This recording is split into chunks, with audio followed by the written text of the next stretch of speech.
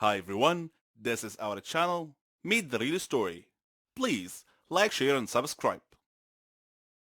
My name is Laura, and as a child, I craved unconditional love. But instead of cuddles and family outings, my lasting memories are of bitter rows.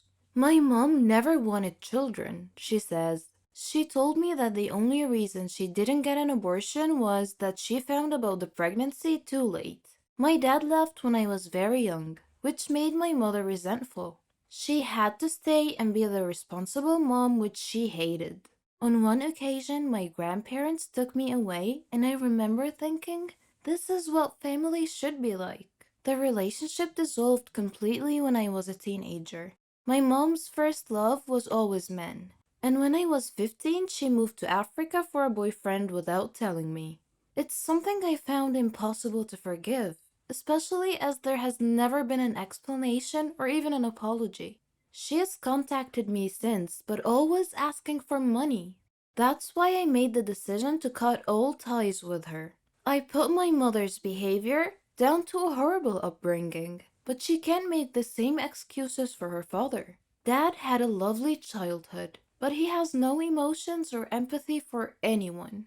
We haven't spoken in 7 years. Although she's so close to his parents and they encouraged her and her dad to repair the damaged relationship, it brought her nothing but more hurt. After he left my mom, he went on to have a new family. That was really hard for me to handle when he's made so little effort with me. My issues with my mom and dad have badly affected my mental health all throughout my life. I see a therapist regularly now to try to help me deal with the emotions. When I get married next year, neither of my parents will be invited.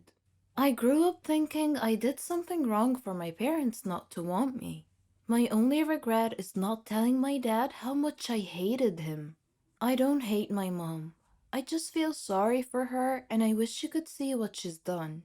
Ending all contact with a parent may sound extreme, but for me, it was an act of self preservation. My dad left when I was 8, and I haven't spoken to my mom once since I moved to Germany 10 years ago. She wasn't maternal and had a really bad temper, which she took out on me. She would never be affectionate, and I felt unloved. I believe my mother may have had a miserable childhood, which meant she lacked the emotional tools to be a good parent. After I grew up and had my own daughter, our relationship got even worse. My mother never came to see me or her granddaughter, but she did form a close bond with her son's new family. It hurt me that she made an effort to spend time with my brother's children and not mine. Over time, I have come to terms with the fact that she never loved me. I don't hate her or feel sorry for her. I just don't want her in my life anymore. Andy hasn't spoken to mom for 25 years, after they stopped communicating in his early 20s. For him, the problem was a lack of respect and common values. I grew up in a children should be seen and not heard household, where my parents' opinion was the only right one. We would have dinner in silence, and my parents never encouraged me in my interests or activities. He says he was never praised for his achievements, only criticized for doing wrong things. Whatever I did, it was never good enough. If I did well at something, my dad would always have to prove he was better. The house rules were strict, and he was sent to bed by 10 p.m. every night, even at the age of 16. But instead of sleeping, Andy found himself listening to the radio to escape the boredom. He quickly became interested in current affairs and politics, which gave him a new insight into the world. It made me realize that my parents' views were snobby, sexist, and racist. I was never allowed to voice any opinion that contradicted their views, or I'd be sent to my room. It made me lose respect for them. Andy and I were living in the same house, but we hadn't had a conversation for over a year. I can't say I regretted not making up with him.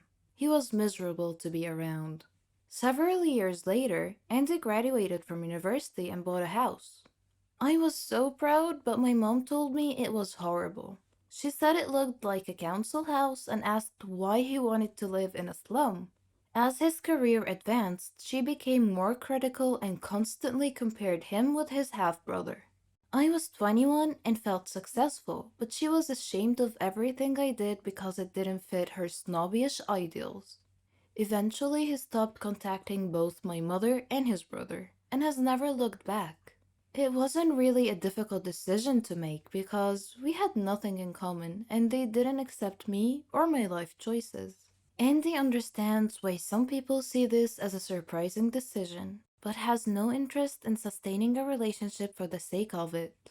I feel like seeing your parents out of duty is wrong. If you have made no effort to build a relationship with your children, I don't think you can expect them to be there. For other families, the rift is a result of the parents' divorce. Like my friend Helen, she lost contact with two of her four adult children this year after ending an emotionally abusive relationship with their father. Since they separated in 2011, it's been a slow process of parental alienation. Her son hasn't spoken to her since last year, and her middle daughter is now ghosting her on every channel of communication. She believes her former partner has used the same manipulation tactics on her children as those that destroyed their marriage. Once the kids got older and she developed her own life and interests, her ex became controlling and tried to stop her from doing the things that she liked. During a period of gaslighting that spanned many years, she says he told lies about her behavior to friends and family. Once he told them she was drunk and suicidal and she had gone missing. In reality, she had gone to the supermarket. When she joined a local band, he told everyone she was crazy and that she wanted to run away and become famous. Over time, her husband's side of the story was believed, and Helen began feeling alienated from her family. She sadly lost her mom a few years ago, and her dad is a man's man and took her ex's side. The divorce impacted the children big time and damaged them emotionally. Despite making every effort to build bridges with her children, she admits she doesn't know what their father has told them.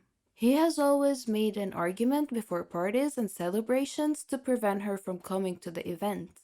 He also accused her of having an affair, even though she never cheated on him. The relationships with her two estranged children became so strained that she wasn't given a chance to discuss what had happened. The only explanation they've ever given her is that she doesn't care about them or that she treats them as little kids. Though losing contact has been an extremely painful experience for both of us, I don't blame anyone. Not me, not my mom, not Helen, and not her children. It's no one's fault. I can very much relate to how Helen's children felt. They're like goldfish swimming in a tank where someone keeps adding a tiny bit of color every day until they start to see things in a completely different way. I would love a chance to reconnect with my mom, but I can't see how it will happen.